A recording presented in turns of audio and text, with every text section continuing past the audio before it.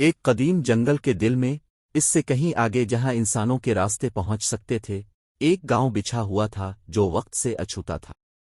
لیورا نام کا یہ گاؤں اپنی خوبصورتی اور سکون کے لیے جانا جاتا تھا۔ ہر گھر مضبوط بلوط کے درختوں سے تیار کیا گیا تھا، اور گاؤں کے چوک میں ایک چشمہ تھا جو جادوئی پانیوں سے چمکتا تھا۔ لیورا جادو کی جگہ تھی، لیکن اس کا سب سے قیمتی نمونہ لالٹین آف دی لوسٹ تھا۔ یہ لالٹین، جو گاؤں کے پہلے بزرگوں نے تیار کی تھی، ان لوگوں کی رہنمائی کرنے کی طاقت رکھتی تھی جو اپنا راستہ کھو چکے تھے، لفظی اور استعاراتی طور پر۔ یہ ایک نرم، گرم روشنی سے چمکتا تھا جو کبھی مدھم نہیں ہوتا تھا، راتوں کے اندھیرے میں بھی نہیں۔ گرمیوں کی ایک شام، جیسے ہی سورج افق کے نیچے ڈوب گیا، ایلارا نامی ایک نوجوان لڑکی جنگل میں گھوم رہی تھی۔ وہ متجسس اور بہادر تھی، اس جذبے کے ساتھ جو ایڈونچر کی خواہش رکھتی تھی۔ جیسے جیسے وہ گہرائی میں چلی گئی، اس نے وقت کا پتہ کھو دیا، اور جلد ہی اس نے خود کو گھنے، سرگوشیوں والے درختوں میں لپیٹ لیا۔ گھر کا راستہ کہیں نظر نہیں آ رہا تھا، اور اس کے دل میں ایک ٹھنڈک سا خوف سر اٹھانے لگا۔ ایلارا کو وہ کہانیاں یاد تھیں جو اس کی دادی نے اسے لالٹین آف دی لوسٹ کے بارے میں سنائی تھیں۔ اگرچہ اس نے اسے خود کبھی نہیں دیکھا تھا، لیکن وہ اس کی طاقت پر یقین رکھتی تھی۔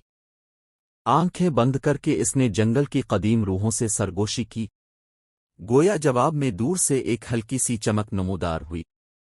اس نے اس کا پیچھا کیا، اس کا خوف ہر قدم کے ساتھ کم ہو رہا تھا۔ روشنی اسے ایک صاف کرنے کی طرف لے گئی جہاں جنگل کے سب سے پرانے درخت کی شاخ سے کھوئے ہوئے لالٹین لٹکی ہوئی تھی۔ اس کی چمک مسحور کن تھی، اور ایلارا نے اپنے اوپر سکون کا گہرا احساس محسوس کیا۔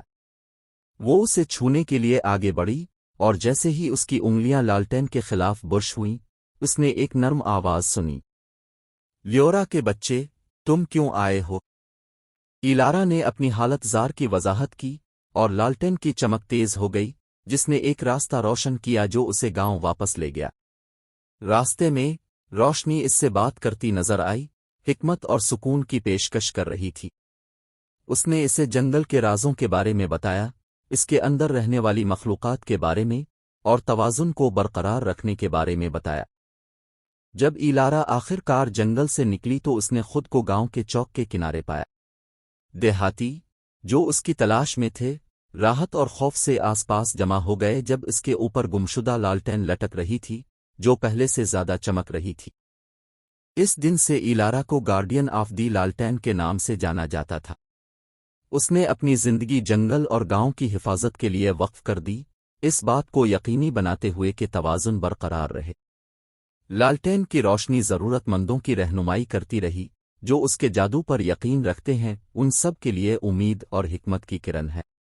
اور یوں، لالٹین آف دی لوسٹ کا افسانہ زندہ رہا، اس کی روشنی کبھی ختم نہیں ہوتی، اس کی کہانیاں کبھی ختم نہیں ہوتیں۔ مجھے امید ہے کہ اپنے کہانی کا لطف اٹھایا۔